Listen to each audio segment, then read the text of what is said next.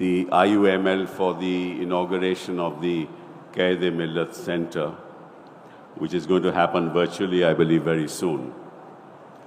Syed Sadiq Ali Sahab, Thangal Sahab, Chairman of the PAC IUML, Professor K.M. Kader Mohiuddin, National President IUML, Mr. P.K. Kunalakutti, MLA, General Secretary IUML, Mr. E.T. Muhammad Bashir Sahab, Member of Parliament, Dr. Abdul Samad Samadani, Member of Parliament, Dr. Abdul Wahab, Member of Parliament, Advocate Harris Beeson, and a very, very dear friend of mine, Member of Parliament, Mr. K. Nawaz Kani, Member of Parliament, and all the honorable delegates gathered here today. Harris mentioned just before he called me to the dais that I have to say something about the manner in which the voters' list is being prepared in the oncoming election in Bihar. But before I do that, let's go back a couple of months to what the Home Minister of this country has been saying from the rooftop, namely, Bangladeshis have entered into Bihar. And that originally is the rationale for doing this, what is called the special intensive revision of the roll voters list in Bihar. Now, very few people know what the special intensive revision is. The last time that it was done was in 2003. And what happens in the course of a special intensive revision, that the block level officer called the BLO, who's a representative of the Election Commission, goes to every household and inquires from the household as to how many members there are, who is presently living there, has any of them moved out of his permanent place of residence, what are their ages, have some of them attained the age of 18 so that they can go and vote. So the entire voters list is in fact de novo prepared for the purposes of ensuring that there is purity in the voters list on the basis of which people go and vote. This was last done in 2003. As you know that before 2003 there was no digitization in a sense of the voters list. But in 2003 that happened.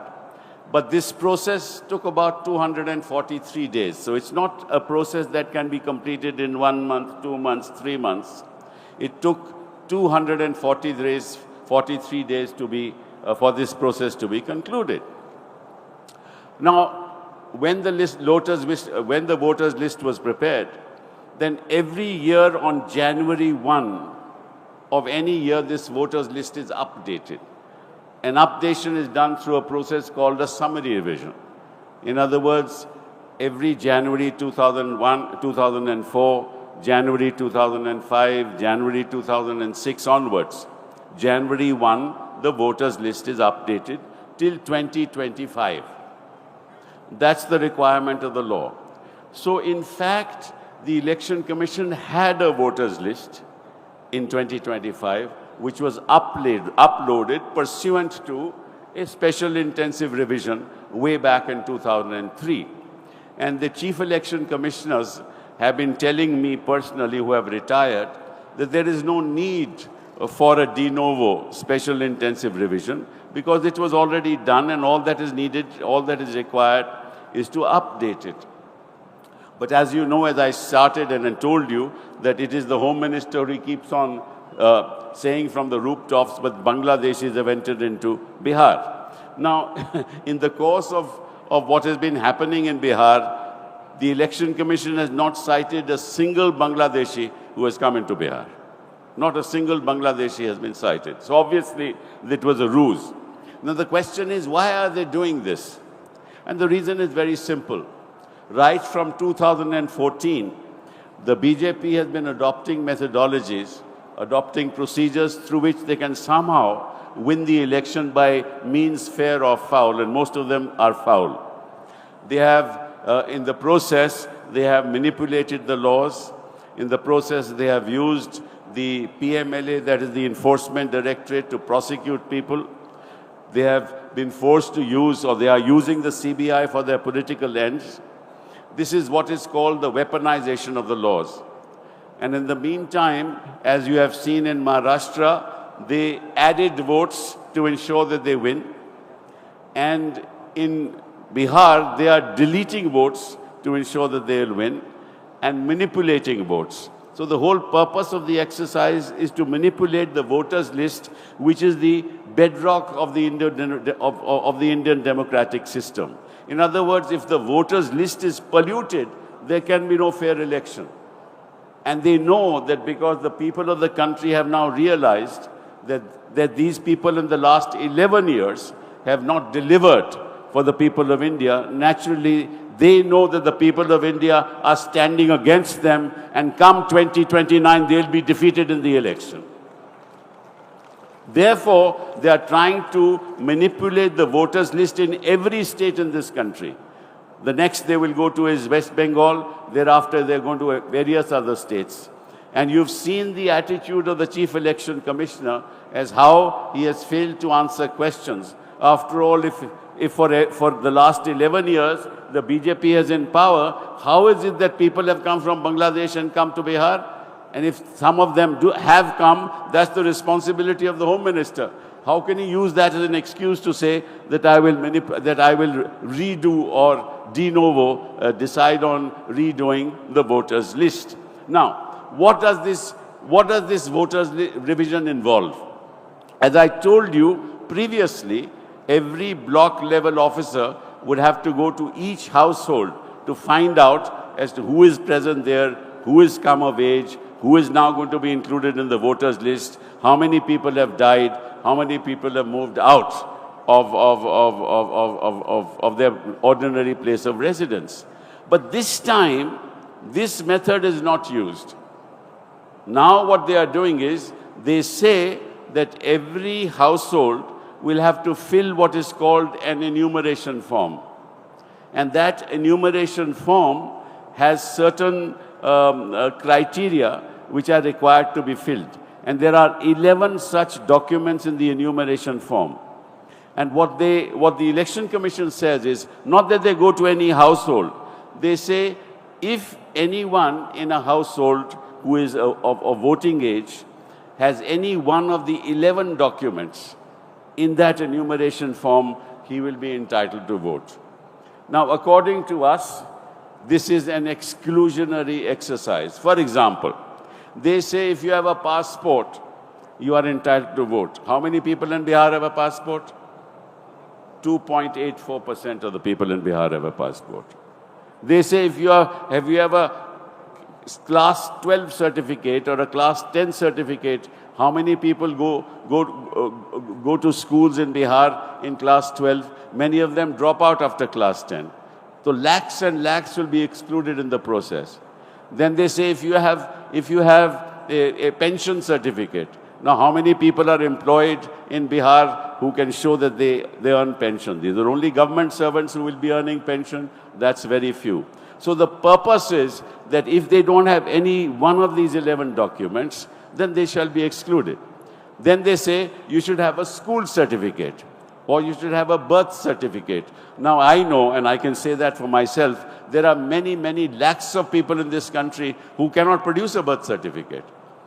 They say, okay, you produce your father's or your mother's birth certificate. Supposing a woman is married in Bihar and she comes from another province, another state, or she comes from another part of Bihar, she has to go back to the family and find out what is the birth certificate, where is the birth certificate of her father, or what's the date of birth of the father. Most people would not know. So in a sense, the whole exercise is an exclusionary exercise. And the purpose of an election commission is to include people in the voters list. In other words, it should be an exercise in inclusion rather than an exercise in exclusion.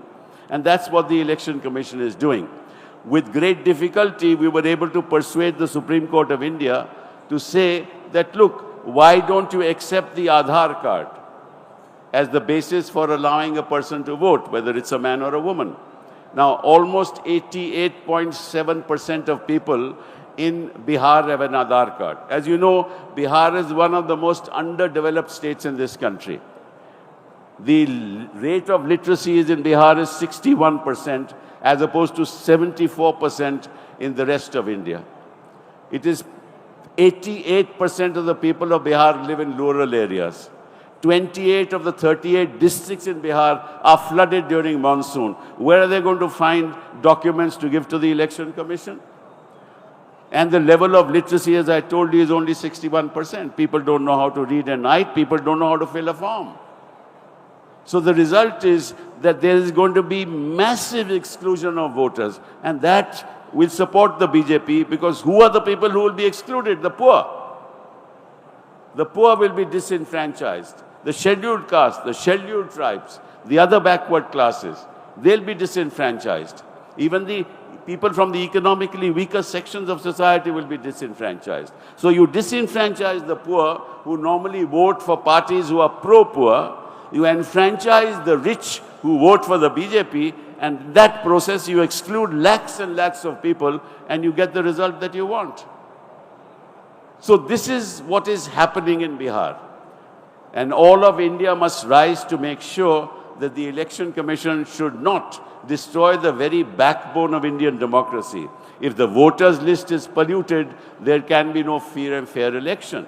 But the Election Commission doesn't want a free and fair election. They have been resisting demands by the opposition parties to tell us how suddenly in a state like Maharashtra, the voters' percentage increased after the voting time was over, namely after 5 o'clock or 6 o'clock. Suddenly there was a jump of 9%, 10%, 11%. That's never happened anywhere. Now, of the 7.79 crores of people who are residents of Bihar, they say that 65 lakhs have either, 34 lakhs have deleted their names because they have passed away. Others have moved out of Bihar, and others who are migrants, they will not even know as to whether an exercise like an enumeration form has to be filled up. So the whole exercise is completely opaque. Luckily for us, the Supreme Court said, you give us the names of all those, give us the details of all those names who have been deleted and why they have been deleted. You tell us, as when you say that people have moved out of Bihar, who are the people who have moved out of Bihar? Give us the names of those that have moved out of Bihar. Now, if the BLO, that is the block level officer, has not gone to a household, how did he delete the names? How were the names deleted? Obviously, the representatives of the BJP at the level of the block level officer ensured that those who are likely to vote for the opposition, their names will be deleted. So now the cat is out of the bag. That's as far as the 65 lakh people are concerned. But we are still left with 7.24 crore people. Now, as far as 7.24 crore people are concerned, they have to upload the enumeration form. Now, they say that as far as the 2003 voter list is concerned, all you have to do is upload the enumeration form and you will be accepted as a voter. But if you don't upload the enumeration form, even if you are part of the voters list in 2003, you will not be allowed to vote. This is extraordinary for an election commission to take that position. After 2003, you have to fill in one of the 11 documents which are exclusionary in nature. Now, of course, the Supreme Court has told them, allow people to include their Aadhaar number, because if they have the Aadhaar number, then they should be entitled to vote. This has been done in the context of 65 lakh people whose names have been deleted. We have been persuading the Supreme Court that for the 7.24 lakh people, crore people whose names are still on the voters list, at least they should be allowed to vote on the basis of their Aadhaar card. The battle is still on, but the battle is not going to end here.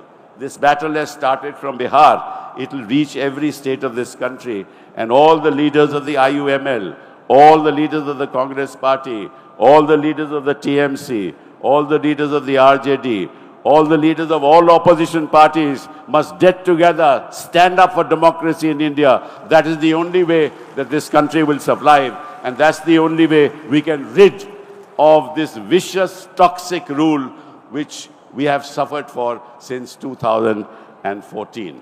Thank you very, very much. Shukriya, sir. Please, before you sit down, we would like to facilitate you for your kind words. हमारे हर दिल अजीज कपिल सिब्बल साहब को shawl और एक छोटा सा memento देने के लिए मैं इनवाइट करूंगा हमारे नेशनल सेक्रेटरी जनाब C.K. जुबैर साहब को कि कपिल साहब को फैसिलिटेट करें और एक शॉल उनको पेश करें। कपिल साहब को सुनना हमेशा ऐसा है कि एक स्टूडेंट अपने टीचर को सुनता है, वो इतनी क्लैरिटी के साथ अपनी बात रखते हैं कि हम सबको सारी बातें समझ में आ जाती हैं। जोरदार तालियां कपिल साहब के लिए। बहुत बहुत शुक्रिया कपिल साहब।